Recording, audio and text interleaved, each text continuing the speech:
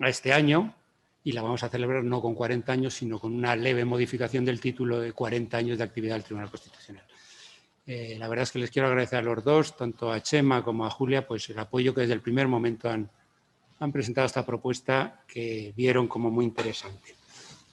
En segundo lugar, pues es expresar un lamento y, sobre todo, las excusas de la ausencia de la profesora Alicia González, que, como decía, era la coproponente de esta sesión, de esta jornada, de esta sesión del seminario de profesores, y que iba a ser la moderadora de la mesa. La verdad es que, lamentablemente, pues debido a una enfermedad no grave, pero sí muy dolorosa, pues no ha podido asistir, no ha podido venir, y yo desde aquí pues la quiero mandar un saludo, un afectuoso saludo, y agradecerle también, bueno, pues su disposición para toda la actividad. Y en tercer lugar, pues cómo no, pues agradecer también a los tres ponentes, a Álvaro Rodríguez Bereijo, a Pedro Cruz y a Manuel Aragón por su disposición desde el primer momento a participar en este seminario. Como sabéis todos, son profesores de la Universidad Autónoma, pertenecen a nuestro claustro, son colegas de todos nosotros, y creo que precisamente por eso, pues desde el primer momento han mostrado todo su empeño y decisión en venir hoy aquí. No son tiempos fáciles para reunirse, pero ellos, a pesar de todo, pues no han puesto ninguna pega, sino todo lo contrario, todo han sido facilidades para estar hoy con nosotros. Por tanto, de verdad que mi sincero agradecimiento a Álvaro, a Pedro, a Manolo por estar hoy aquí. El seminario de profesores del anuario es un seminario de profesores y para profesores de la facultad. Y eso significa, todos lo sabéis, porque todos los meses se hace un seminario, pues que tenemos un formato muy poco formalista. Muy poco formalista, pues eso determina, por ejemplo, que no sea necesario presentar ni hacer un comentario de los currícula de cada uno de ellos. No es necesario, pero aunque no es necesario, sí que me vais a permitir que por lo menos os recuerde las pocas reglas, o las reglas que tenemos en el seminario. Son muy pocas, pero que van a permitir que organicemos un poco, bueno, pues este seminario y sobre todo el debate. Las recuerdo porque va a ser lo único que voy a hacer yo aquí, es decir, mi misión es exclusivamente controlar los tiempos y ordenar el debate. Sabéis que el modelo que tenemos es intervenciones individuales de en torno a 20-25 minutos, no mucho más. Entre esos, después de las tres intervenciones, de los 20-25 minutos, pues entonces ya empieza el debate entre todos los asistentes. En esta ocasión, yo creo que lo que vamos a hacer es empezar un debate, si es posible y si ellos lo desean, desde luego, entre ellos mismos. Es decir, cuando terminen los tres ponentes de intervenir, volveré a dar la palabra a cada uno de los ponentes por si alguno quiere comentar, ampliar o replicar, si es que se puede hablar de replicar, los comentarios que se han hecho durante las intervenciones de cada uno de ellos. Y ya posteriormente, pues daremos turno de palabra a todos los asistentes presencialmente que están aquí en la G3, en el aula, o los que estén en su casa. Ahí trataré de ordenar el debate dando los turnos de palabra. Poco más voy a decir. Nuevamente reiterar mi agradecimiento a los responsables, lamentar que no esté Alicia aquí moderando este debate y agradecer muy, muy sinceramente a los ponentes por su participación. Voy a seguir un riguroso orden de intervenciones por orden alfabético. No sé si es el más ortodoxo, pero es el que he decidido. Y entonces pues lo vamos a hacer así. Entonces primero hablará Álvaro Rodríguez Bereijo, posteriormente hablará Pedro Cruz y en último lugar hablará Manuel Aragón, que sigue esta sesión de forma online desde su residencia. Bueno, pues Álvaro, cuando quieras, muchas gracias de nuevo y cuando quieras tienes la palabra. Alfabético de nombre. Alfabético de apellido, por supuesto, no de nombre. Entonces es... Perdón, Manolo Aragón, perdonar, Manolo Aragón, Pedro Cruz y Álvaro Rodríguez. Perdonar, tenéis toda la razón. Perdonar, Manolo. Álvaro, de momento no. Manolo, cuando quieras puedes empezar. Bueno. Pues comienzo ya. Muchas gracias. No, primero quiero disculparme porque no estoy con vosotros ahí, pero tenía que venir innecesariamente a una casa que tengo al sur de España, cerca de Cádiz, porque pintaban, tocaba pintar, y entonces están los pintores por ahí y tenemos que estar aquí. Por eso lo hago online y pido disculpas. A partir de ahí, yo lo que quiero es agradecer a los organizadores del anuario y del seminario, Emma, Julia, Alicia, a la que deseo que se restablezca pronto, la invitación que me hicieron para participar en la sesión de hoy. Un agradecimiento, además, que se acrecienta por el hecho de que junto a mí intervienen dos queridos y admirados amigos, como son Álvaro Rodríguez Pereijo y Pedro Cruz Villalón. Este seminario se cobija en las actividades del anuario de nuestra facultad, por lo que les ruego me disculpen otra vez ahora una pequeña vanidad, la de expresar mi satisfacción por lo bien que funciona el anuario, un anuario que yo mismo puse en marcha en mis ya lejanos tiempos de decano. Y por eso me siento muy orgulloso de aquella iniciativa que tomé y que también se ha ido desarrollando. La sesión de hoy del seminario se dedica al examen de la actividad del Tribunal Constitucional cuando ya se han cumplido 40 años de su funcionamiento. Es cierto que en España la justicia constitucional también la desempeñan los órganos judiciales ordinarios, todos aplican la Constitución.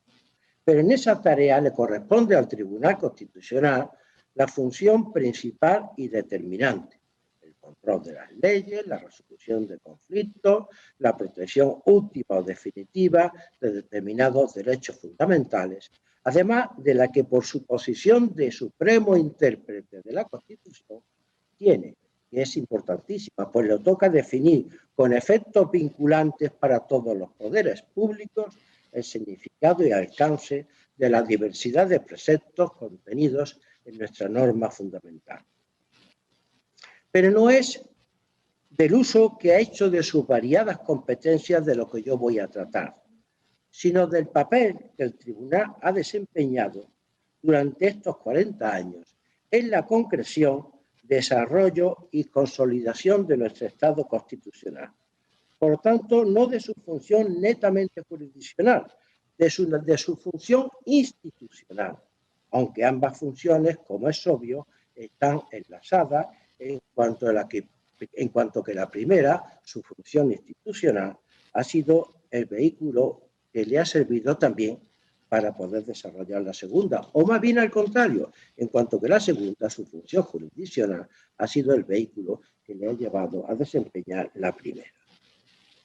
Precisamente por ese enfoque institucional que daré a mi intervención, no realizaré un análisis pormenorizado de la jurisprudencia constitucional, pues más que citar sentencias concretas, lo que me interesa es señalar las líneas generales de su doctrina sobre los problemas capitales de nuestro Estado constitucional.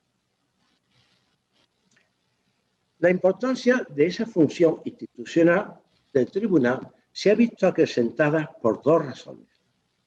A, en materia de derecho, no solo por la generalidad y abstracción de los preceptos constitucionales sobre derechos, que eso no es privativo de nuestra Constitución, sino además por la carencia de una cultura jurídica preconstitucional sobre derechos fundamentales, que eso sí ha sido específico de España. Y justamente eso obligó al Tribunal, al ser el auténtico constructor de los derechos fundamentales, de su contenido y eficacia.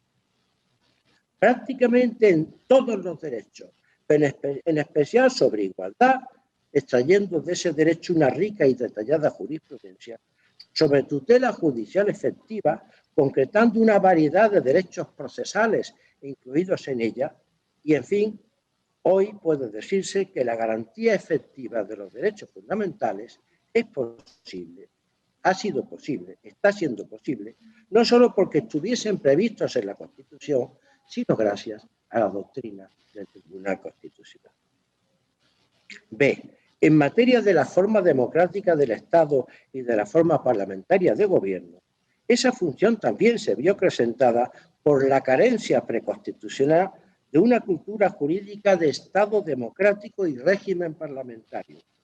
Y ello obligó al tribunal a concretar los preceptos constitucionales inevitablemente genéricos acerca de la democracia representativa, las instituciones complementarias de democracia directa, el procedimiento legislativo, el régimen electoral, los derechos de los parlamentarios o el control parlamentario del gobierno.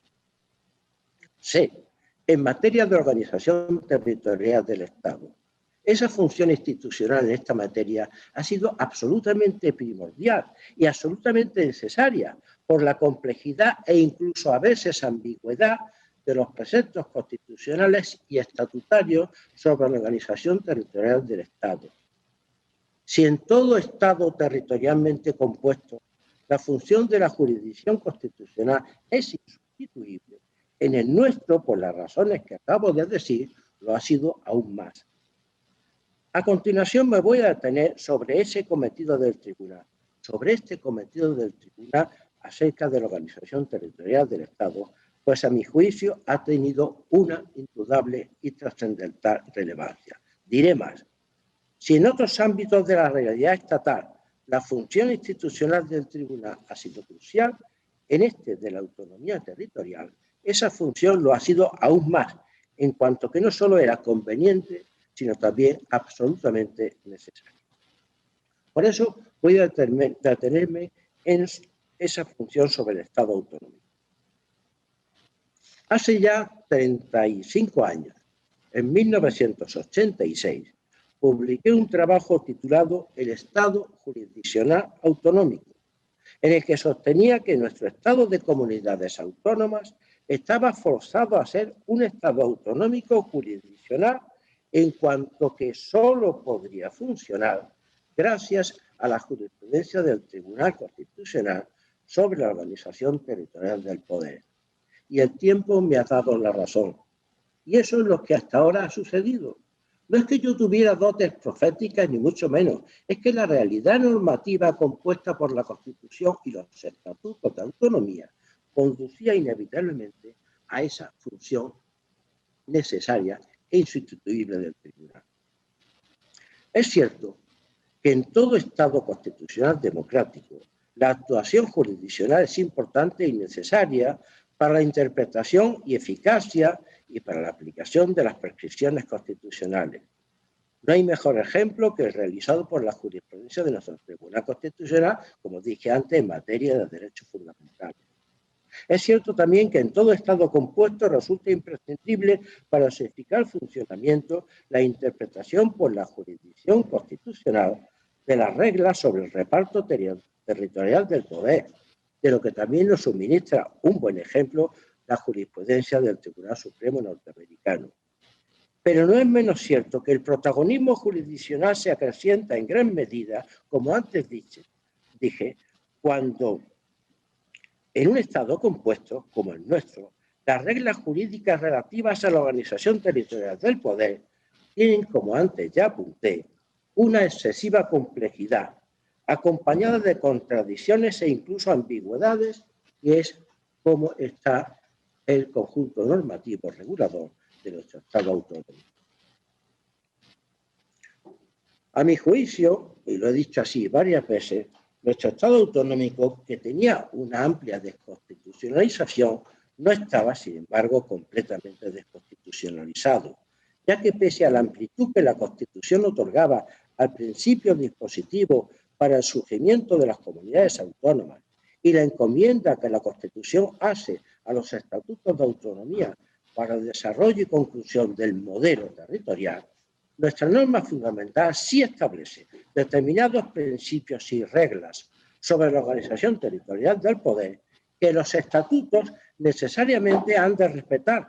Por ello mismo es posible el control de constitucionalidad de los estatutos de autonomía, cosa que no podría suceder si la Constitución careciera de esas que yo he llamado tantas veces bases constitucionales del Estado autonómico, donde había multiplicidad de desarrollos, pero también había unos límites que ese desarrollo autonómico no podía traspasar. Pues bien, la acertada utilización de esas bases constitucionales en la interpretación de los propios estatutos de autonomía y en la interpretación de las leyes que afectan a la organización territorial es lo que ha hecho el Tribunal durante estos 40 años y que lo convirtieron desde el primer momento en el auténtico constructor de nuestro Estado autonómico. Voy a referirme a cómo ha llevado a cabo esa función. Primero, a través de su doctrina general sobre la caracterización del modelo. Y así, desde el comienzo de sus actuaciones, el Tribunal ha tenido que concretar y aclarar el marco jurídico regulador de la organización territorial del poder, con una doctrina importante y en general acertada. Se pueden criticar algunas de sus decisiones. En el debate podemos entrar en ello, pero eso no invalida la importancia decisiva de su contribución, sin la cual el Estado autonómico sencillamente no hubiera podido funcionar. Hoy, el Estado autonómico está definido en sus líneas generales gracias al Tribunal, que ha venido a lo largo de 40 años concretando la distribución de competencias, las relaciones entre el Estado y las comunidades autónomas, la distinción entre soberanía y autonomía, así como el equilibrio entre la unidad y la diversidad dentro del Estado y del ordenamiento jurídico. También, a través de su doctrina sobre el significado y función de los estatutos de autonomía, entendiéndolos como normas institucionales básicas subordinadas a la Constitución y de elaboración, no exactamente de aprobación y reforma, que son fraccionadas. También a través de su doctrina sobre la función y contenido de la legislación básica, a partir de una concepción material de lo básico que no ha abandonado porque nunca, a mi juicio, podrá abandonar, aunque ha acentuado su necesaria formalización legal con excepciones también absolutamente imprescindibles, y ha clarificado el inevitable carácter móvil del contenido material de lo básico, cosa que en nuestro sistema me parece que el Tribunal no podrá dejar de hacer. No se define el contenido material de lo básico de una vez para siempre. En cada momento, en cada circunstancia, ese contenido puede moverse. También a través de la interpretación del artículo 155, considerándolo en las sentencias conocidas 89 y 90 de 2018-19 como una medida de excepción y, por tanto, controlable por el Tribunal solo mediante la razonabilidad y no la proporcionalidad. Doctrina que a mí me parece muy acertada. Y, en fin, a través de su defensa por el Tribunal del ordenamiento constitucional frente a los intentos de secesión territorial, afianzando la unidad de la nación y proclamando la inexistencia del derecho de autodeterminación. Voy a pararme un poco en la legitimidad de esa función. La necesidad era clara, la pertinencia también, pero quiero hablar de la legitimidad, porque a veces, incluso por algunos juristas, se ha criticado que el Tribunal Constitucional imponga un determinado contenido de la Constitución. Esa crítica, en principio, es lícita, pero no invalida el hecho de que es el Tribunal, y solo él, quien puede y debe interpretar de manera suprema y definitiva lo que la Constitución significa y lo que ella, en cada uno de sus preceptos, dispone. Ello es obvio. Lo importante, entonces, a la hora de realizar la crítica, es la razonabilidad de la interpretación dada por el Tribunal. Y por eso la crítica solamente puede fundarse en discutir dicha razonabilidad. Pues bien, a mi juicio, en líneas generales, la interpretación atribuida por el Tribunal a las disposiciones constitucionales sobre la organización territorial del poder ha estado sólidamente razonable. Cosa bien distinta es que, como ya he apuntado, pueda criticarse algún aspecto de la jurisprudencia constitucional sobre el Estado autonómico. O puede pensarse que la propia Constitución debiera reformarse para concretar mejor la organización del Estado autonómico, para mejorar su rendimiento y, de paso, para reducir la carga excesiva que el Tribunal en esta materia ha de soportar. Pero mientras tal reforma no se realice, creo que si se aplica correctamente la doctrina del Tribunal, lo que no siempre se hace, ni por el Estado ni por las comunidades autónomas, el Estado autonómico podría funcionar mejor de lo que hasta ahora ha venido sucediendo. Voy a dedicar algo a la actuación del Tribunal en relación con las medidas públicas adoptadas para hacer frente a la pandemia, porque me parece que no podía silenciar este asunto, dada su importancia. Su actuación o su falta de actuación en el último año ante una de las crisis más profundas que en España hemos sufrido, como es la originada por la pandemia COVID-19, es algo que hay que analizar. Y al analizarlo o al exponer mi opinión, no tengo más remedio que reconocer que el Tribunal ha estado prácticamente ausente y que en lo poco que ha actuado lo ha hecho, a mi juicio, de manera escasamente acertada. Yo tengo lealtad a una institución a la que serví durante 9 años, pero justamente esa lealtad me obliga a examinar con espíritu crítico una etapa, la del último año, que respecto de la pandemia, a mi juicio, ha dejado mucho que desear. Por ejemplo, la ausencia del Tribunal se refleja bien en que, pese a la excepcionalidad y gravedad de las medidas públicas adoptadas, aún no ha resuelto los recursos de inconstitucionalidad frente a la declaración del estado de alarma, pasado más de un año desde la interposición de esos recursos. Es cierto que el Tribunal tiene mucho trabajo y es cierto también que más retrasos tienen otros asuntos pendientes de resolución. Pero también es cierto que el control jurisdiccional del derecho de excepción debiera realizarse por ello con una urgencia también excepcional, anteponiendo su resolución a la de otros asuntos. Porque lo que está en juego no es otra cosa que unas restricciones generales y muy profundas de los derechos ciudadanos y unas modificaciones importantes en el ejercicio territorial de las competencias, que ha sido ambos los modos empleados para hacer frente a la crisis. Ello debería haber merecido una atención más inmediata del Tribunal, cosa que, como he dicho, no ha sucedido. Pese a que el problema importante planteado era ni más ni menos que de la corrección o incorrección constitucional del uso que se ha hecho del derecho de excepción e incluso del uso que se ha estado haciendo del derecho de la normalidad. No estaría de más, a partir de esa experiencia, que se llevase a cabo en el futuro una reforma de la ley orgánica del Tribunal para prever, dentro del recurso de inconstitucionalidad, un procedimiento especial, preferente y sumario para el control constitucional de las declaraciones y sus prórrogas de los estados excepcionales previstos en el artículo 116 de la Constitución. Pero además, en este periodo de más de un año de pandemia, la única resolución que ha dictado el Tribunal en relación con las medidas limitativas de derechos adoptadas para combatirla ha sido el auto 4-2020 de 30 de abril de la Sala Primera, inadmitiendo un recurso de amparo frente a la denegación del ejercicio del derecho de reunión y manifestación.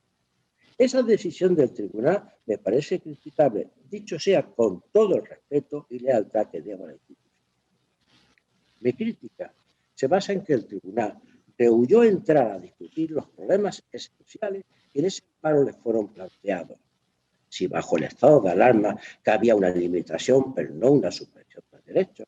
Si la prohibición gubernativa de la manifestación tenía cobertura en el decreto de declaración del estado de alarma.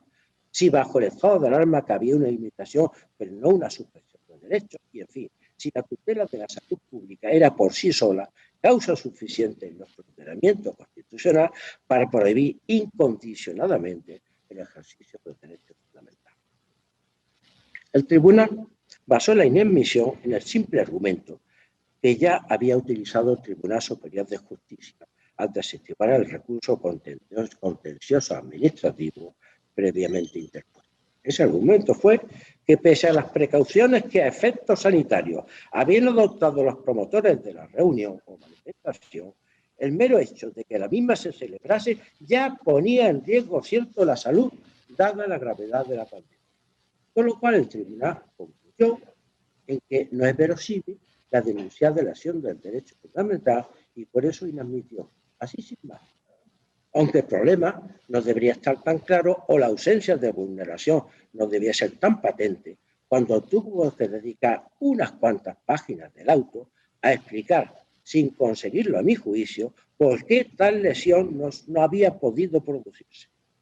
Por lo demás, esa larga argumentación sobre el fondo, una especie de sentencia desestimatoria anticipada mediante el auto de inadmisión, algo que no es propio de esta fase procesal del amparo, lo que vendría a apoyar en realidad es la pertinencia de la admisión del amparo, para que después, previa audiencia de las partes, se decidiera en sentencia o incluso que esa sentencia se hubiera abocado al Pleno, dado la indudable trascendencia constitucional del asunto.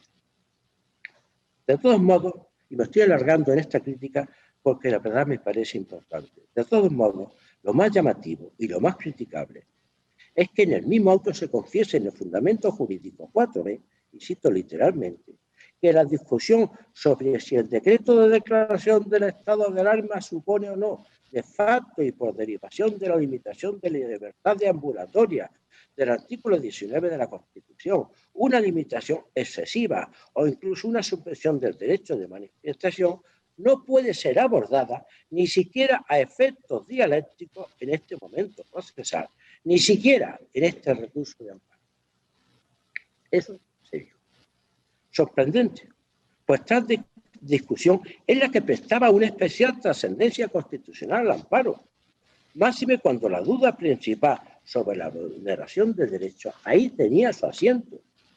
Claro está que no era en la fase de admisión cuando ello tendría que haberse discutido y resuelto, sino en la sentencia. De ahí la pertinencia, como he dicho, de admitir el amparo y posiblemente la posibilidad de que para su resolución se acudiera incluso a la autocuestión de inconstitucionalidad prevista en el artículo 55.2 de la Ley Orgánica.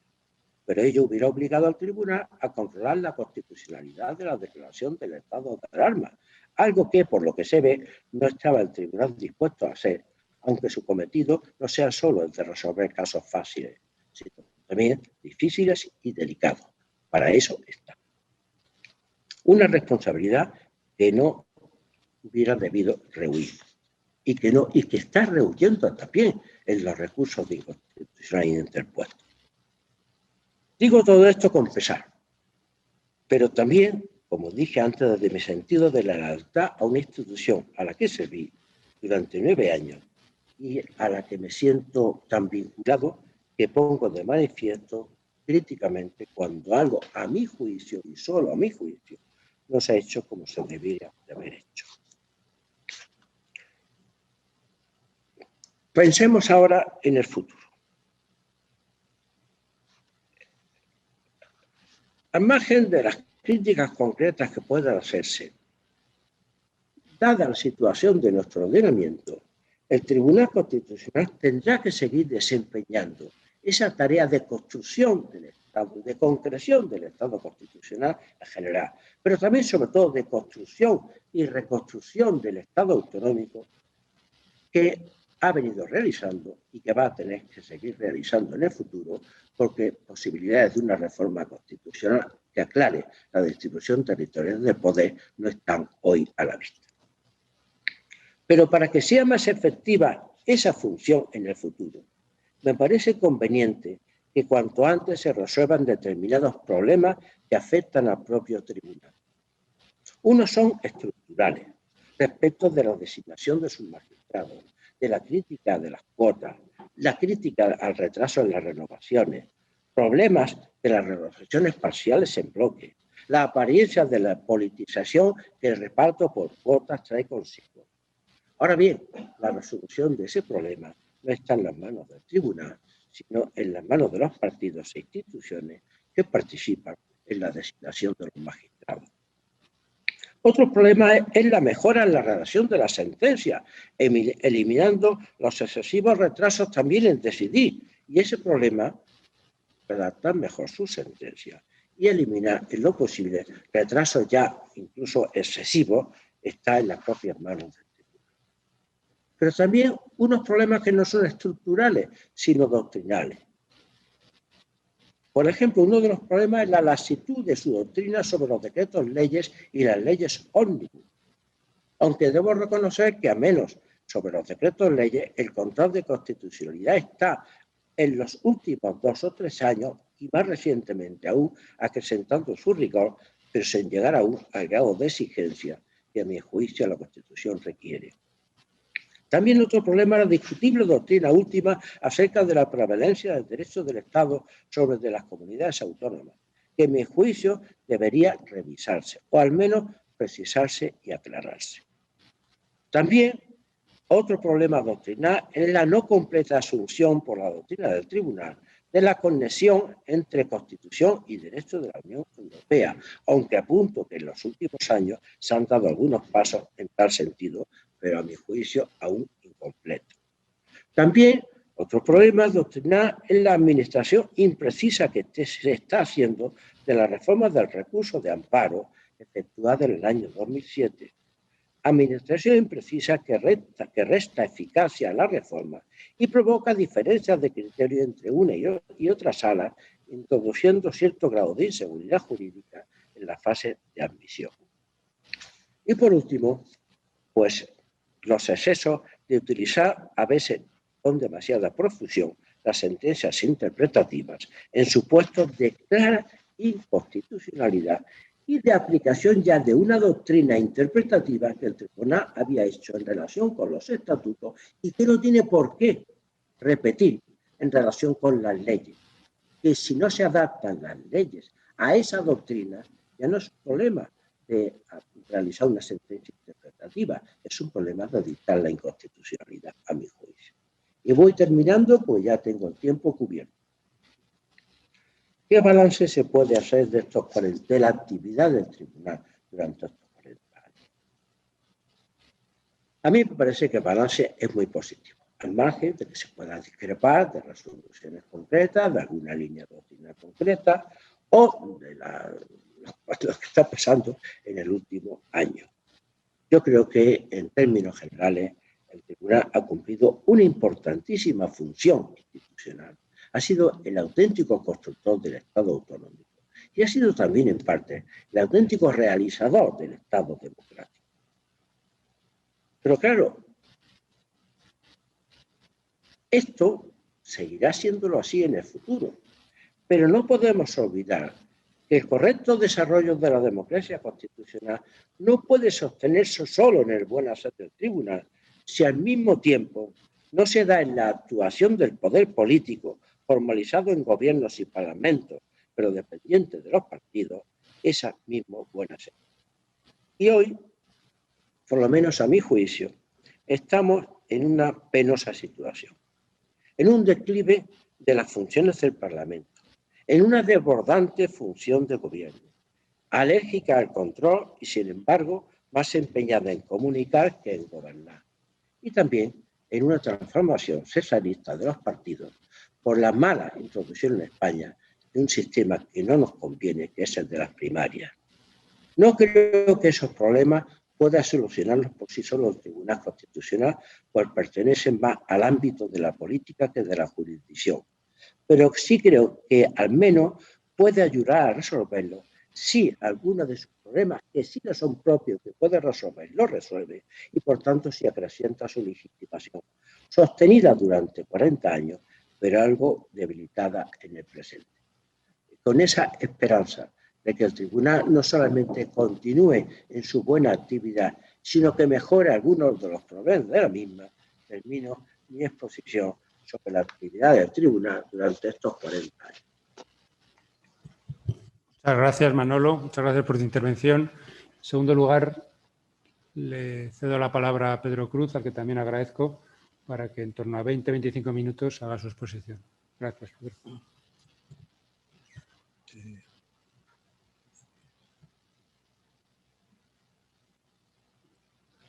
Sí, ahora sí, ¿verdad? Bien, pues gracias, Juan, como moderador. Gracias al anuario, al director, a la secretaria del anuario por esta invitación. Gracias también a Alicia por la iniciativa que tuvo hace ya pues año y medio, ¿verdad?, de que hiciéramos un seminario de profesores sobre esta temática, y que tuviera la idea un tanto traviesa de aprovechar que entre el claustro de la facultad estábamos personas que tuvimos tanto protagonismo durante un cierto periodo de tiempo en la vida de esta institución que cumple ya 40 años activa, ¿no? Para mí es delicado porque evidentemente yo soy un profesor más del claustro, aunque ya emérito. La condición mía de magistrado y también de presidente en un momento, de letrado más, hace que mi vinculación con el tribunal me haga difícil ser objetivo en esta materia. En fin, en eso estamos los tres iguales, Manolo, Álvaro y yo. Yo creo que se nos nota esa implicación personal con el tribunal, pero al mismo tiempo yo comprendo que para eso estamos aquí en la facultad. Bueno, pues vamos a hablar de esto y vamos a intentar de algún modo distanciarnos. A mí lo que me parece lo primero es que 40 años es un periodo de tiempo inmenso. La mayoría de los que nos están oyendo yo creo que no tienen un control día a día desde el primer día del tribunal, y a diferencia de los que hoy hablamos, nosotros hemos vivido la vida del tribunal día a día, año por año, y muchas veces con mucha intensidad. Hemos estado ahí siempre.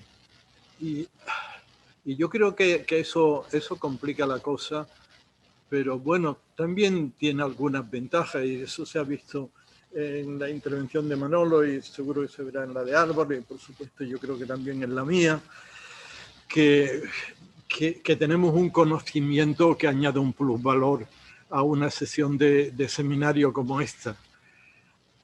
A mí, dicho esto, lo primero que me llama la atención es la falta de unos análisis del Tribunal Constitucional, que tiene ya la friolera de 40 años, distanciado desde el punto de vista comparativo, como pudiera ser un trabajo de un colega extranjero que nos viera de fuera, y también estudios evolutivos de la evolución de una institución como esta a lo largo de 4 décadas.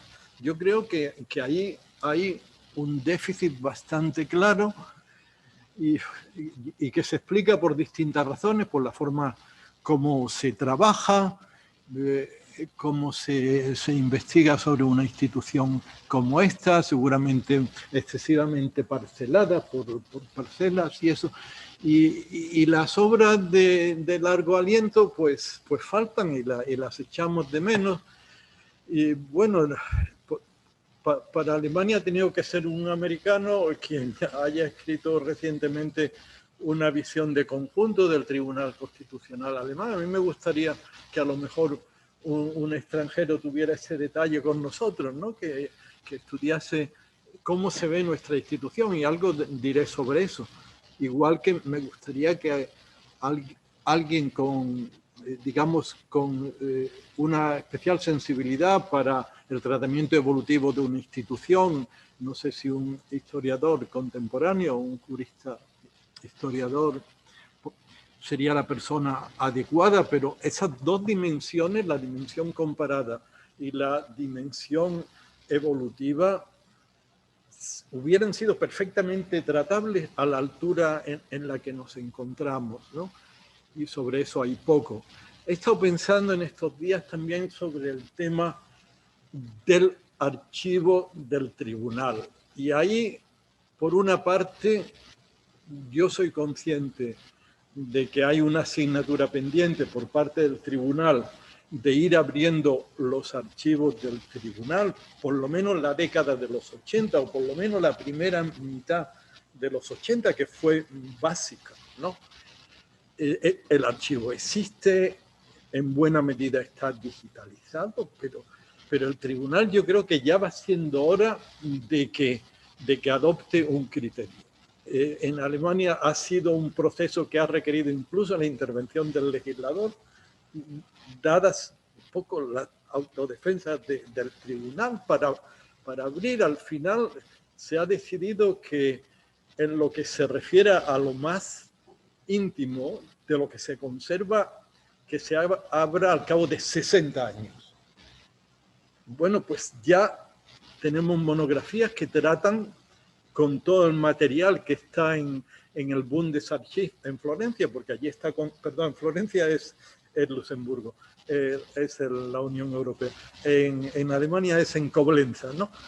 Pues ya los archivos de más de 60 años ya se abren. Entonces, eso nos permitiría tratar un periodo clave del tribunal a estas alturas ya. Es que ha pasado muchísimo tiempo. Yo creo que eso podría abrirse. De todas maneras, eso no resuelve la falta de estudios sobre el conjunto, porque evidentemente mucho más no es, creo, prudente avanzar. Este es un tema de prudencia y hay que tratarlo con mucho cuidado, pero yo tengo la impresión de que el primer sexenio ya se debería poder abrir. No es cuestión de entrar en qué tipo de documentos, etcétera y tal, pero creo que sí. De todas maneras, no es necesario abrir los archivos para tener estudios como los que yo estoy planteando. Se puede hacer de distintas maneras, incluso pues hay muchas personas que podían ser entrevistados con muchísimo provecho, etcétera, etcétera. Se puede hacer un estudio sin necesidad de echar en falta los archivos. Pero vuelvo a insistir en que ese es un tema que podríamos tratar porque esos primeros años son apasionantes, la vida del tribunal, la construcción jurisprudencial del Estado de las Autonomías que ha señalado Manolo. Pues es evidente que sobre todo se hizo en esos años y algunas piezas básicas de nuestra dogmática de los derechos fundamentales, pues lo mismo, ¿no? Sería muy bueno que tenemos ese documento tan interesante de Miguel Bertrán y Daniel Sarmiento sobre los primeros años estos del tribunal audiovisual, con muchas entrevistas, personas que todavía ellos alcanzaron a entrevistar y que esto no hicieron. A mí me parece que eso hay que verlo. Yo en un primer momento me imaginé estos 40 años como una película que transcurriese a velocidad de vértigo, y de hecho aquí tenía como un repaso en 3-4 folios de lo que ha sido estos 40 años, las 4 décadas, la personalidad de cada década que es distinta. Y ahí aparecen elementos de tratamiento evolutivo que son muy, muy interesantes y que deberían ser tratados por alguien. Por ejemplo, cómo durante las 2 primeras décadas es un tribunal de profesores o en el que los profesores marcan la pauta hasta las 2 últimas décadas, pero sobre eso Manolo podrá decir quizá algo con mejor conocimiento de causa, donde ya no es tanto así, y sobre todo en la última. Y esa diferencia. Y el hecho de que fuera un tribunal de profesores en la primera década, es decir, que realmente eso es un hecho innegable, que el tribunal de la primera década fue casi de la segunda, también llevábamos bastante la voz cantante. Y yo creo que en buena medida ese es un servicio muy importante que la academia pudo prestar a este país, ¿no? Poner su formación jurídica al servicio de un proyecto de construcción del Estado constitucional. Y eso habría que decirlo abiertamente, ¿no? Y vale, al final de la primera década del tribunal, el tribunal tiene un palmarés muy brillante, y es el momento en que las miradas en Europa se vuelven a la transición política española y a la labor del Tribunal Constitucional y todo eso, ¿no? Todo eso tendría que ser tratado, pero para mí es solo un ejemplo. Es decir, el tratamiento evolutivo del tribunal, yo creo que podría ser muy enriquecedor, y no me detengo más en este capítulo. El otro capítulo, que yo llamaría el de la foto fija, es decir, una vez que tenemos la película con un cúmulo de datos, un batiburrillo, una cantidad de elementos que por así decir nos resultan sugerentes, ¿cómo ordenamos eso? ¿Cómo lo reducimos a una serie de, digamos, de elementos conformadores del carácter del Tribunal Constitucional español, ¿no? Y ahí es donde me parecía que un observador externo podría hacerlo quizá mejor de como lo hiciéramos algunos muy comprometidos. Pero por supuesto los nacionales también pueden hacerlo igual. Pasa que la distancia a veces viene bien desde el punto de vista del derecho comparado y tal. ¿Qué es lo que llama la atención, ¿no? Y yo lo que quiero hacer en el tiempo que me resta de intervención es marcar algunas hipótesis sobre lo que posiblemente un observador extranjero pudiera destacar del perfil del Tribunal Constitucional Español. Y dicho todo muy rápidamente, además la intervención de Manolo me ha facilitado el trabajo. Bueno, pues este es un tribunal que primero, y por contraste con otros, dedica una inmensa cantidad de tiempo a resolver los conflictos territoriales del Estado.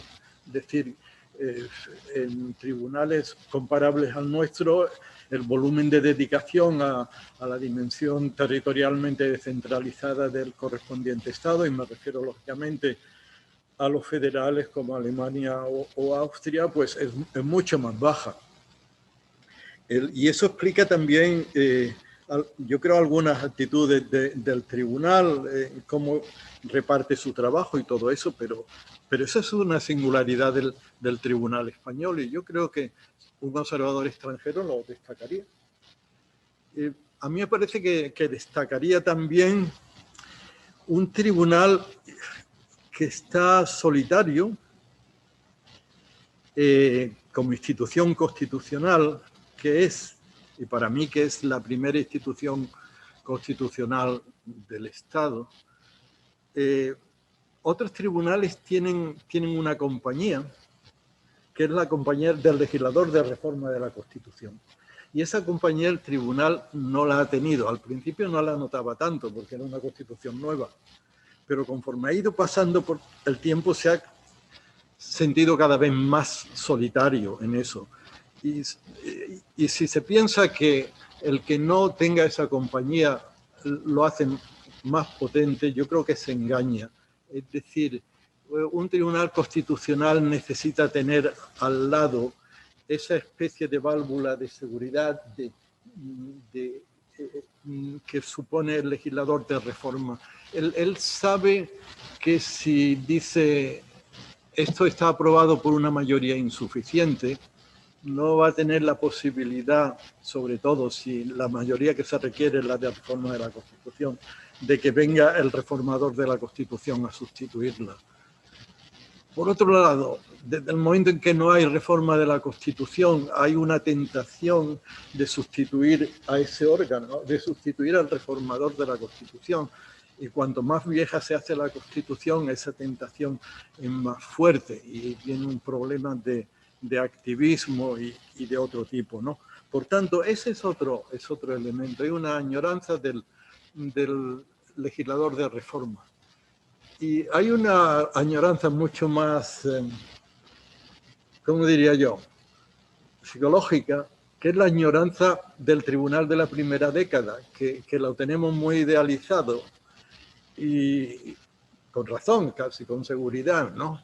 Pero eso hace, bueno, nosotros nunca vamos a poder llegar a ser como aquellos, ¿no? Y eso nos pasa, a mí me parece que nos ha ido pasando, y conforme más pasa el tiempo, más nos pasa, ¿no? ¿Qué más cosas podríamos destacar así en una evolución? El tema de la identidad del Tribunal Constitucional, que es una cosa curiosa, ¿no? Porque es un tribunal que, por contraste a los otros, sigue fiel a su idea de tribunal para la Constitución. Yo soy un tribunal especial para la Constitución y de ahí no me muevo. Y a mí no me pidan que entre en otros parámetros, como singularmente el derecho de la Unión. Manolo ha apuntado un poco en este sentido. Entonces, eso por un lado es así, pero por otro lado, en parte los hechos lo desmienten, en el sentido de que desde el momento en que nuestra propia Constitución ya decía que las competencias del Tribunal Constitucional podían ser fijadas únicamente por el legislador orgánico, eso ha situado al tribunal en una dependencia del legislador orgánico a la hora de ir manipulando su ámbito jurisprudencial en elementos básicos. Esta cosa del control previo, ahora entro, ahora sale, ahora vuelvo a entrar. Luego llega el control concentrado de las normas forales, discutible. Luego llega la atribución de una garantía de la autonomía local, para mí más discutible todavía. Y ya hasta llegar a la reforma del 15, que al albur de toda la desgraciada historia de Cataluña, pues se le atribuyen al legislador, al juez constitucional, competencias que llegan hasta la posible destitución de cargos públicos en ejecución de sentencias. Y ahí tenemos el dictamen del Consejo de Europa, que fue muy crítico con esa reforma, ¿no? Entonces hay una dependencia.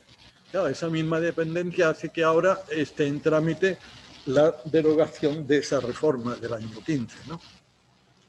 Pero ahí tenemos un tribunal que tiene una identidad discutible por estas circunstancias.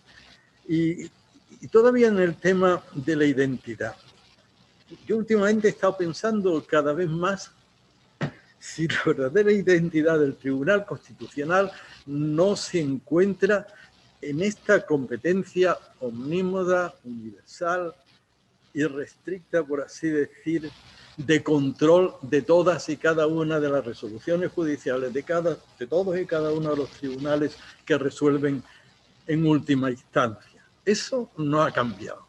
Sí, ha cambiado la cuestión del monopolio de rechazo.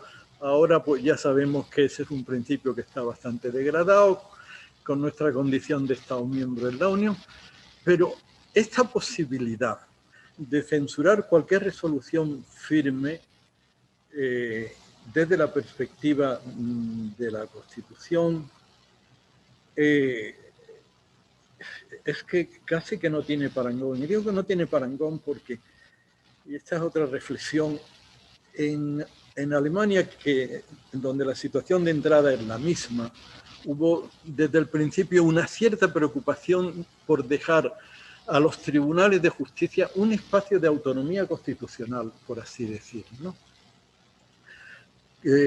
A partir de una categoría conceptual en la que no es cuestión de entrar aquí, pero para ello ha estado siempre presente la idea de un cierto reparto de funciones, es decir, de no llegar hasta el final en sustituir al legislador ordinario, por ejemplo, en la ponderación concreta de los derechos de los derechos a tener en cuenta.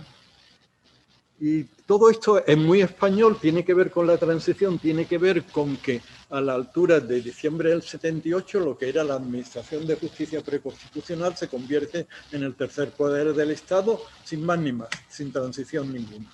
Y entonces, bueno, pero ahí está el Tribunal Constitucional lo va a arreglar, ahí va a estar y no sé qué. Yo no sé si el Tribunal Constitucional no advirtió suficientemente que aquello era un regalo envenenado, que tenía que tener un poco de cuidado. Y esta es una reflexión que me he ido haciendo un poco más, ¿no? sobre esto. Yo creo que al tribunal, bueno, todos en nuestras distintas responsabilidades hemos sufrido las relaciones con el Supremo. Yo recuerdo únicamente en 2004 el documento que firmamos aquí, Álvaro, Miguel Rodríguez Teresco y yo, cuando la multa a los magistrados del Tribunal Constitucional de 500 o 600 euros, ¿no? Por ese lado, la verdad es que entre todos, pues no sé, como que lo hemos fastidiado un poco, ¿no? Y creo que eso seguramente también sería un elemento que habría que entender. Un capítulo, por supuesto, mucho más complejo es: ¿este tribunal ha sido un tribunal activista o no ha sido un tribunal activista? ¿Hasta qué punto ha sido un tribunal tan, digamos, expansivo en sus competencias como es el caso de Karlsruhe, o no? Pues claramente que no. Evidentemente es un tribunal más retraído que el tribunal alemán, pero es un tribunal que ha sido creativo, digamos, entre comillas, y simplemente, ¿qué ejemplo puedo dar? Pues puedo dar el ejemplo de la inmunidad parlamentaria, puedo dar el ejemplo de la supletoriedad de la legislación estatal. Ha hecho cosas que consideraba que respondían a una interpretación auténtica de la Constitución. Y yo creo que eso sería un capítulo bastante interesante. Hay un último tema que voy a señalar y que en parte ha sido señalado por Manolo. Un observador externo a lo mejor diría que este tribunal funciona mejor con la microconstitucionalidad que con la macroconstitucionalidad. Y esa es un poco la terminología de Favoré, un poco adaptada a las circunstancias. Aquí es el tema, como decía Manolo, un tribunal constitucional está para resolver casos difíciles y en buena medida esa es su legitimidad, es decir, porque puede resolver en tiempo y forma cuando se le requiere, cuando se le pide. Y ahí nuestro tribunal, y esto no es un tema que ahora mismo lo estamos viendo con el ejemplo que ha puesto Manolo, pero que viene de más atrás. Hay una tendencia a no estar encima en el momento. Lo vimos con el 155, llegó un poquitín tarde, y lo hemos visto en sentencias que o se resuelven, digamos, en tiempo real o no se resuelven. Si se decide que el matrimonio se extiende a personas del mismo sexo, uno no puede resolver al cabo de 7 años, porque al cabo de 7 años ya no se puede resolver nada, solamente se puede decir que vale.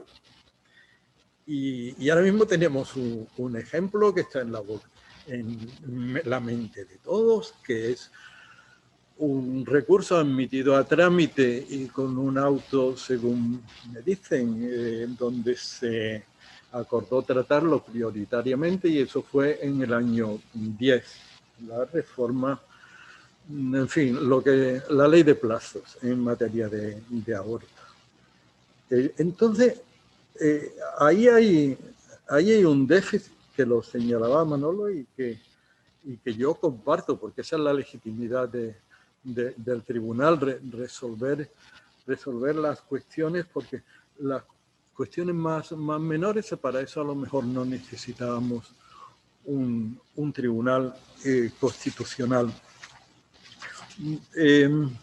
Bueno, estos son solo unos cuantos datos, pero a mí me parece que el tema está maduro para tratar el tema del tribunal con una visión de conjunto, ofreciendo el perfil, etcétera, etcétera. Y yo lo único que quiero decir que si alguno se anima, yo estoy encantado de ser entrevistado, pero que a mí ya esto no me toca. Y simplemente vuelvo a agradecer la oportunidad de plantear estas ideas con vosotros. Muchísimas gracias, Pedro, por la intervención y por ajustarte al tiempo. Bueno, y finalmente, Álvaro, también te agradezco tu presencia aquí cuando quieras.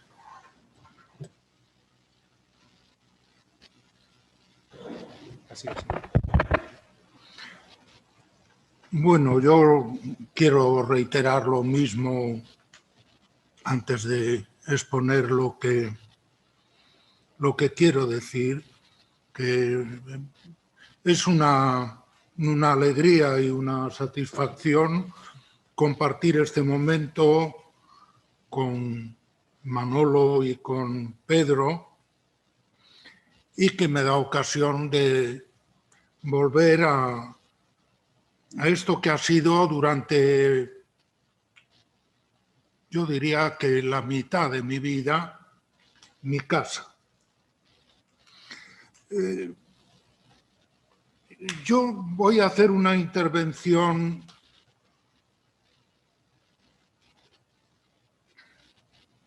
centrada en la dogmática constitucional en torno a la jurisprudencia y a lo que cabe esperar del tribunal cuando hace jurisprudencia sobre una determinada materia. La materia va a ser la mía, la que me corresponde como catedrático de Derecho Financiero y Tributario, y es una reflexión de dogmática constitucional que mira a la función de elaborar conceptos y categorías jurídicas que sirvan al legislador cuando aplica las normas del ordenamiento tributario. Y mi reflexión, que va a ser crítica, tiene mucho que ver con la intervención que ha hecho Pedro Cruz hace un minuto. Tiene mucho que ver con la elaboración jurisprudencial que la comunidad jurídica espera del tribunal. Y la reflexión se refiere a cómo el tribunal ha ido entendiendo el principio de justicia, que es capital en materia tributaria, que es el principio de capacidad económica o capacidad contributiva, que es lo que modula el deber constitucional de contribuir al sostenimiento de los gastos públicos. El tribunal ha tenido una evolución reciente, que es en la que yo me voy a detener, de los últimos 6 años para acá, y que se rompe abruptamente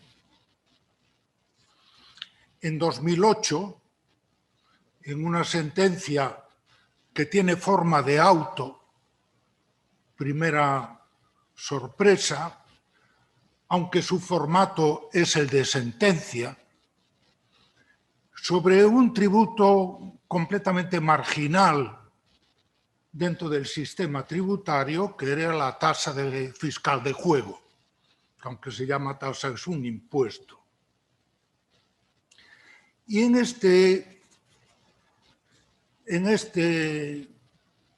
esta resolución el tribunal da un giro de 360 grados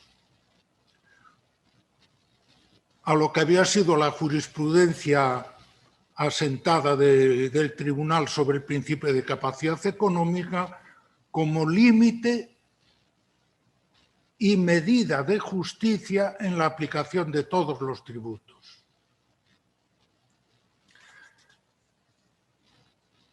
La sentencia de 2008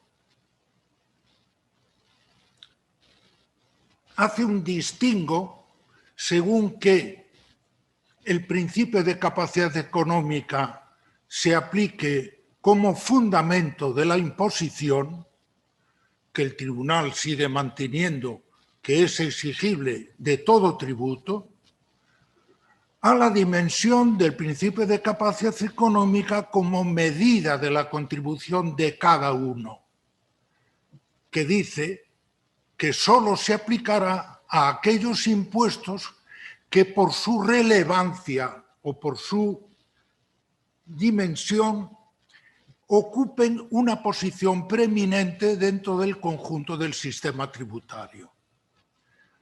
De forma que, a partir de esta sentencia, el principio de capacidad económica como límite de la medida de igualdad en la tributación de acuerdo con la capacidad económica de cada uno, solo se proyectará en aquellos tributos que por su posición en el sistema jurídico tributario tengan una posición preeminente, como no era el caso de la tasa fiscal de juego. El tribunal dice, si acaso, en todo caso, para aquellos impuestos que no ocupan una posición central en el sistema tributario, no hay otro límite en la Constitución que el genérico y extremo, que es la prohibición del exceso, que es el principio de prohibición del alcance confiscatorio del resultado de la imposición. Este auto tuvo un voto particular de Manuel Aragón, muy firme, muy incisivo, y yo, por mi parte, hice un comentario también en esa misma línea. Lo que quiero reflexionar ahora es lo que ha ocurrido después con la aplicación del principio de capacidad económica en la jurisprudencia del tribunal en un caso muy concreto, el de la inconstitucionalidad del gravamen sobre la plusvalía inmobiliaria de los impuestos locales, en una secuencia de sentencias, la 26 de 2017, la 37 del mismo año y la 59 de 2017. El resultado es la declaración de inconstitucionalidad del gravamen, pero lo hace aplicando la doctrina del auto de 2018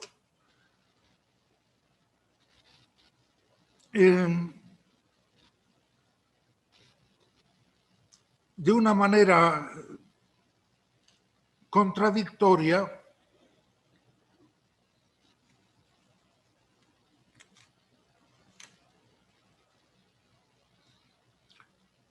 porque efectivamente esa doctrina, tal como se aplica por el tribunal, declara la inconstitucionalidad porque se ha producido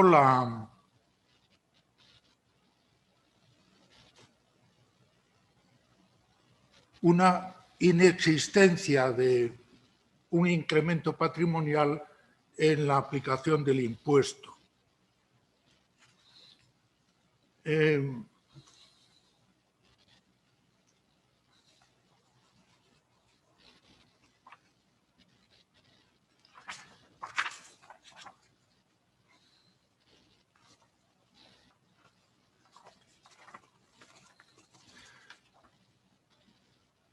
Porque la interpretación que hace el tribunal en su primera sentencia, la 26 de 2017, declaraba inconstitucional los supuestos de inexistencia de incremento patrimonial. Y solo en ese caso, dejando en el limbo jurídico aquellos supuestos en que, a pesar de haber existido un incremento patrimonial, la tributación por el impuesto, debido a la aplicación de reglas objetivas de determinación de la base imponible,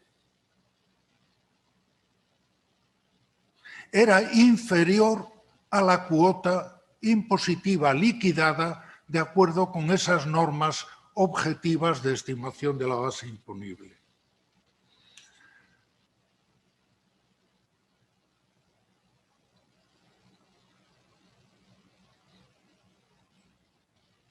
La futilidad de la interpretación del principio de capacidad económica que resultaba de esta jurisprudencia, en la medida en que solo declaraba inconstitucionales los supuestos de inexistencia de incremento de valor, pero omitía resolver o decidir qué ocurría en aquellos casos en que existe un incremento de valor, pero la cuota a pagar por el impuesto en aplicación de las reglas objetivas de estimación de la base imponible, determinaban una cuota tributaria que excedía en mucho el incremento de valor producido por los bienes. Esto ocurre como consecuencia del punto de partida equivocado, a mi modo de ver, del tribunal en la determinación del alcance del principio de capacidad económica que resulta del artículo 31. Es decir, es límite como fundamento de la imposición, pero como medida de igualdad en la imposición, es decir, en la determinación de la cuota que corresponde después de aplicar las reglas de estimación de la base imponible, el tribunal no advertía existencia de vulneración del principio constitucional. El principio de capacidad económica, en consecuencia, servía como límite frente a la imposición de tributos cuyo hecho imponible no tenga nada que ver con la capacidad económica, pero deja fuera el principio de la capacidad económica como medida de la imposición.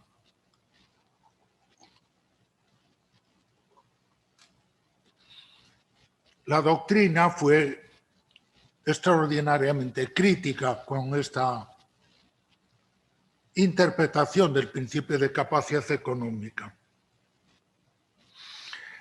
Y la futilidad de esta interpretación y de esta jurisprudencia constitucional que el tribunal no ha modificado, como luego veremos, es que en 2019 hay dos cuestiones de inconstitucionalidad planteadas por un juzgado de lo contencioso administrativo, el número 32 de Madrid,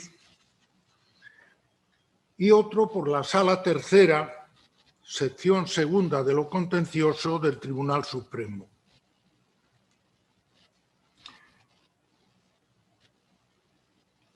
Que lo que cuestionan ante el tribunal es la constitucionalidad de aquellos casos en los que, como consecuencia de la venta de un inmueble, se ha generado una plusvalía, pero la ganancia patrimonial obtenida es notablemente inferior al importe de la cuota tributaria que determina o deriva de la liquidación del impuesto de acuerdo con las reglas objetivas de estimación de la base imponible que son propias del impuesto municipal.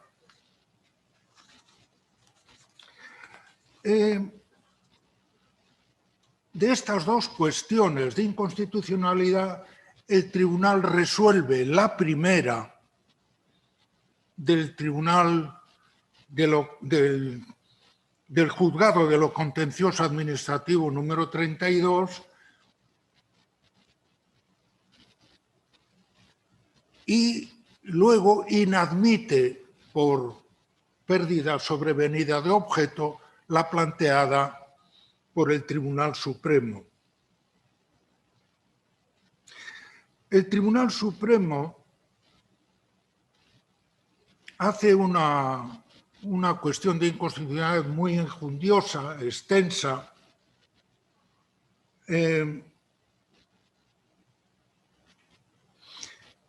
cuyo fundamento descansa en una apreciación, que es la afirmación, que es de dogmática jurídica, de la prohibición de alcance confiscatorio de la imposición que opera como reverso del principio de capacidad económica entendido como fundamento de la imposición.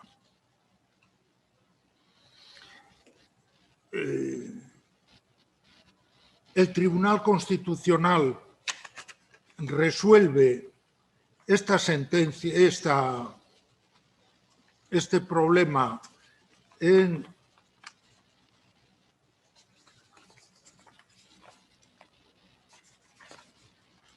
la sentencia 126 de 2019,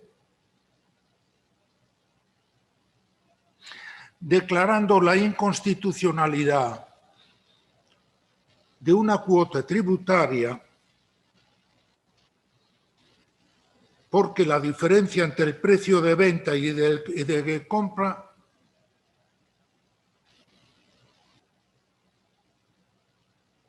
que era de 4.343,67, inferior al valor calculado por el ayuntamiento al girar la liquidación del impuesto, que era por valor de 17.800 euros, es decir,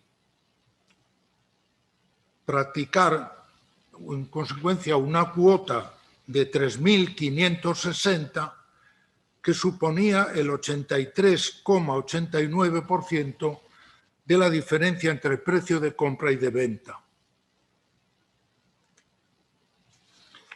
El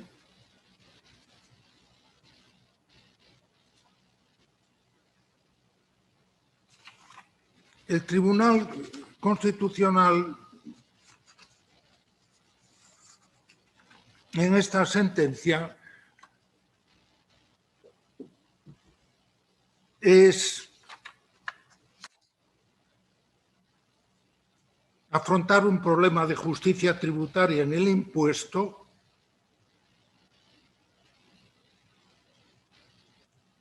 con una afirmación de fuerza expansiva extrapolable al conjunto del sistema tributario, que es el resultado confiscatorio que se produce cuando la carga fiscal singular que deben soportar los contribuyentes supera el importe de la riqueza que justifica y legitima la exacción tributaria.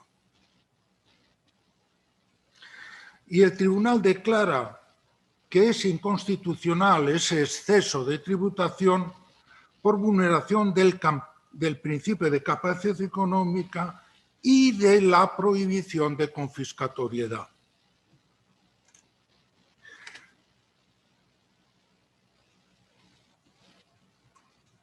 La ratio decidendi se formula de la siguiente manera. Por consiguiente, en aquellos supuestos en los que la aplicación de la regla de cálculo previsto en la ley en el texto refundido de la Ley de Haciendas Locales, se derive un incremento de valor superior al efectivamente obtenido por el sujeto pasivo, la cuota tributaria resultante en la parte que excede del beneficio realmente obtenido se corresponde con el gravamen ilícito de una renta inexistente en contra del principio de capacidad económica y de la prohibición de confiscatoriedad, que debe operar en todo caso respectivamente como instrumento legitimador del gravamen y como límite del mismo. Y por lo tanto declara que es inconstitucional por vulnerar el principio de capacidad económica y la prohibición de confiscatoriedad. De esta doctrina me interesa resaltar dos aspectos que tienen que ver con la dogmática constitucional de los preceptos del artículo 31. Primero, que el principio de capacidad y la prohibición de alcance confiscatorio que se enuncian los dos en el artículo 31.1 se subsumen en una sola y misma determinación constitucional, separadas solamente por la conjunción ilativa y la, sin que quepa deslindar en el caso un contenido declarado específico de cada uno de ellos. Esto es, que significan constitucionalmente lo mismo. Y segundo, que la prohibición de alcance confiscatorio de la imposición formulado en el artículo 31 no se proyecta tan solo frente al sistema tributario en su conjunto, a modo de límite a la progresividad, que es la doctrina que había venido sosteniendo el tribunal en su larga jurisprudencia desde la sentencia 150 de 1990, sino que es aplicable asimismo a una concreta figura impositiva, como se hace por primera vez en esta sentencia de 2019. Afirmación que hace el tribunal sin hacer ninguna consideración de interpretación constitucional respecto del contenido declarado de estos dos preceptos del artículo 31. Yo he sostenido siempre el carácter normativo plenamente jurídico del principio de prohibición de confiscatoriedad como un límite a la libertad de configuración del legislador.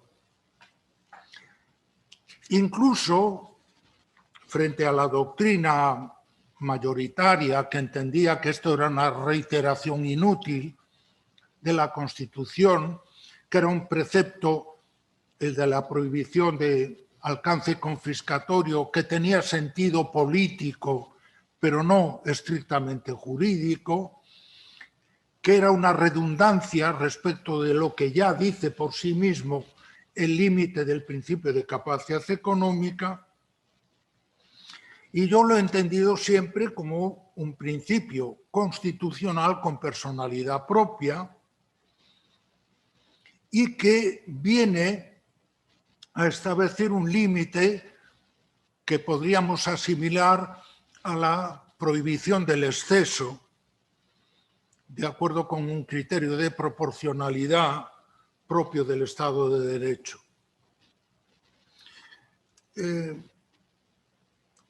Lo que parece entender el tribunal es en esta sentencia, dado la ausencia de argumentación, parece más bien una sentencia de un juzgado de lo contencioso que una sentencia constitucional, es que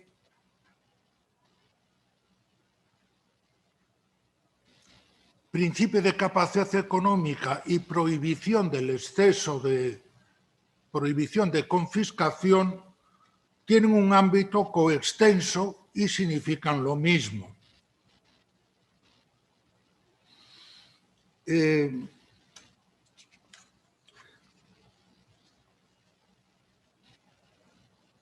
Evidentemente, esta pulsión de subsumir la prohibición de resultado confiscatorio en el principio de capacidad económica es una tesis que se ha sostenido en la doctrina, el profesor Palau, fundamentalmente.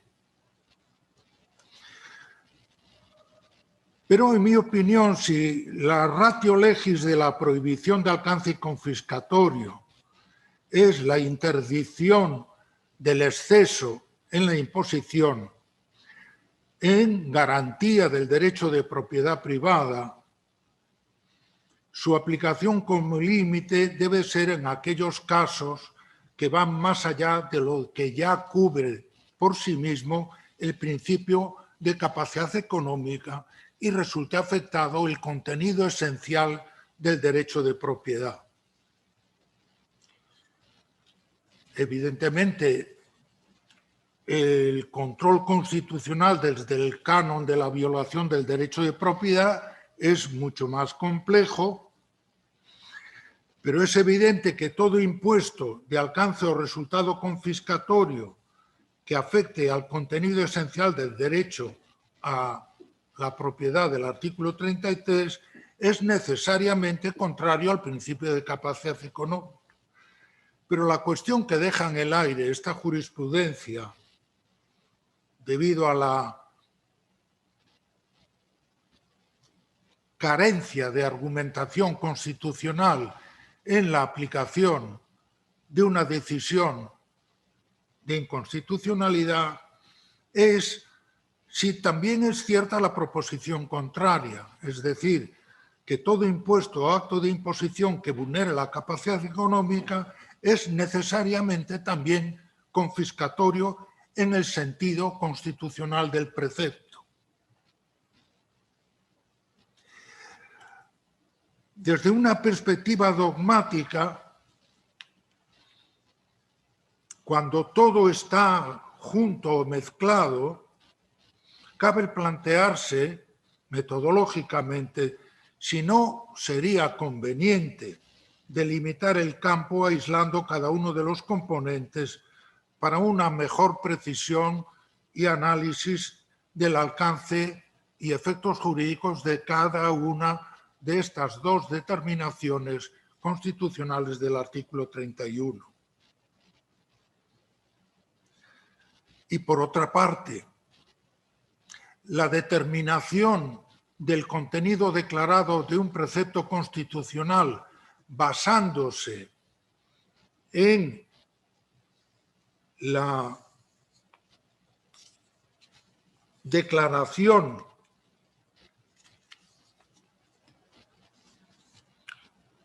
que se desprende de otro artículo distinto, el tribunal, precisamente en una sentencia en donde se enjuiciaba lo que había sido una posición doctrinal que el tribunal había tomado como propia en el límite de la utilización del decreto ley en materia tributaria, que afectase o no a los aspectos esenciales del tributo, el tribunal dijo que el sentido del límite de afectar el deber de contribuir no podía determinarse únicamente por el ámbito de otro precepto distinto, que es el principio de reserva de ley, porque no son necesariamente coextensos. Lo que hace el tribunal ahora, sin que se acompañe de razonamiento jurídico alguno, es que capacidad económica y prohibición de alcance confiscatorio son dos principios que tienen un ámbito coextenso y significan lo mismo.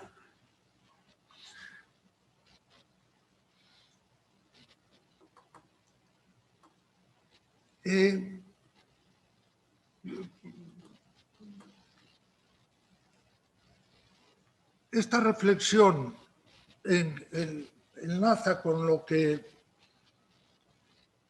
que ha expuesto Pedro, en el sentido en que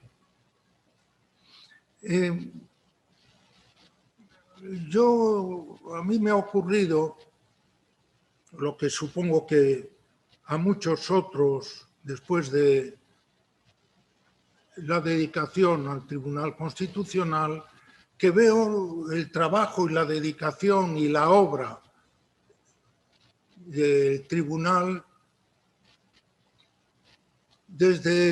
con ojos más bien críticos.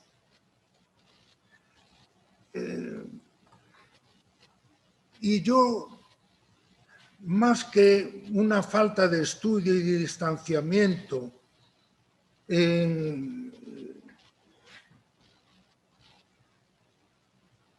un estudio evolutivo del trabajo del Tribunal durante 40 años, que Pedro lo centraba sobre todo en los académicos, en la doctrina, universitaria o no. Yo lo centro más en el papel del propio tribunal cuando examina y aplica su propia jurisprudencia y, por consiguiente, en el trabajo de los letrados del tribunal. En esta serie de jurisprudencial que afecta a un principio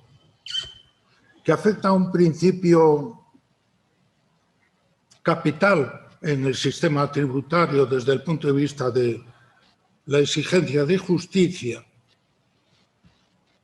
observo en la jurisprudencia del tribunal y el peso relativo que puedan tener el trabajo de los letrados, una labor puramente repetitiva.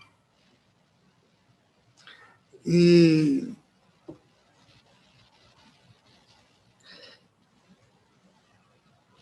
una repetición mecánica, a menudo sacada de contexto, de la jurisprudencia elaborada en los años 90. En esta serie de jurisprudencia sobre el impuesto de plusvalías, lo es con respecto a la sentencia 150 del 90, que es la primera y única en donde el Tribunal Constitucional hace una aplicación al caso de la prohibición de alcance confiscatorio, porque así venía exigido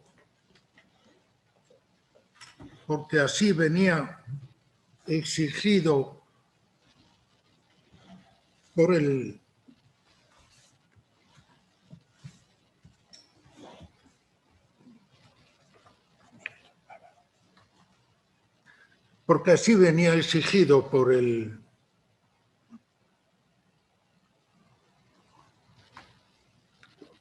recurso que había interpuesto el defensor del pueblo a la aplicación de un recargo de 3% en el impuesto sobre la renta que había establecido la Comunidad de Madrid. En esta sentencia se repiten, después de la cita de esa sentencia, numerosos obiter dicta que el tribunal ha ido haciendo, y sobre todo lo hace la primera sentencia de este grupo dedicado a la imposición de plusvalías municipales, que es la sentencia 26 de 2017.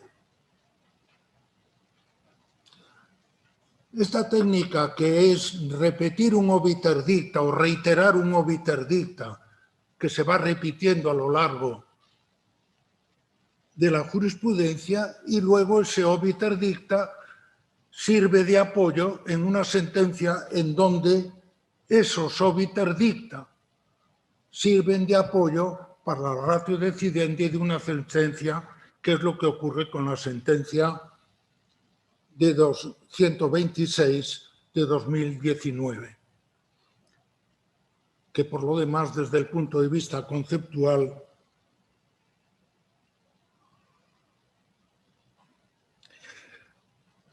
entonces yo lo que veo más que una falta de estudio y de distanciamiento y de estudio de la evolución o del curso evolutivo del trabajo del tribunal y la cuestión de si el Tribunal Constitucional hace activismo o no de su propia jurisprudencia, lo que observo más es la repetición mecánica de tópicos jurisprudenciales, muchas veces sacados de contexto y repetidos una y otra vez en jurisprudencia reciente, sacando de contexto esos obiter dicta. Entonces, más que activismo o no, yo lo que observo es acomodación fácil y olvido de la interpretación constitucional que cabe exigir al tribunal cuando en un caso concreto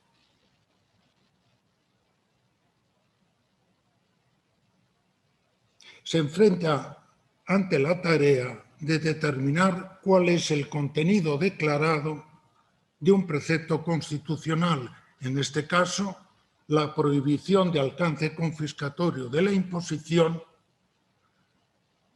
sin que sea embebido en el principio de capacidad económica, que era la idea que subyacía en el auto de planteamiento de la Constitución Constitucional y en la Sala Tercera del Tribunal Supremo, que dice la prohibición de alcance confiscatorio es el reverso del principio de capacidad económica en aquellos casos en donde entra en juego el principio de capacidad económica como medida de la imposición. Bueno, esto ha sido muy confuso, pero como está escrito, está mucho más claro en el texto escrito que en lo que yo he expuesto. Pues muchísimas gracias, Álvaro, también por tu intervención y tu presencia hoy aquí.